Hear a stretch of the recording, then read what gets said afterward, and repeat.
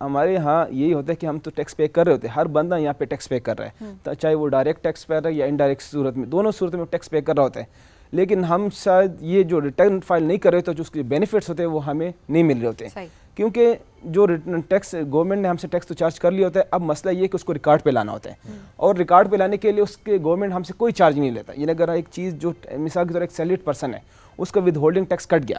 اب تو ٹیکس اس کا کٹ گیا، لیکن اگر وہ اپنا ٹیکس ریٹرن فائل کرے گا تو وہ چیزیں اس کے ریکارڈ پر آ جائے گی، ایک بات۔ دوسری بات یہ کہ وہ ایکٹیو ٹیکس پیئر لسٹ میں آ جائے گا، جب ایکٹیو ٹیکس پیئر لسٹ میں آ جائے گا تو جب وہ بینک سے کیش وڈرا کرے گا تو اس وقت بھی اس کو ٹیکس نہیں کٹے گا، اگر کوئی پراپرٹیز پرچیز کرے گا اس وقت بھی ٹیکس بہت کم ہو جاتا ہے، یعنی آپ سمجھیے کہ 20% سے کم ہو کے یہ 3% پر آ جاتا ہے۔ اسی طریقے سے اگر آپ کوئی گاڑی وہیکل وغیرہ پرچیز کرتے ہیں تو اس پہ بھی ٹیکس کم ہو جاتا ہے، تو بہت سی چیزوں پر آپ کے ٹیکس کم ہو جاتے ہیں، صرف آپ نے ایک ڈاکومنٹ سبمٹ کرنا ہوتا ہے۔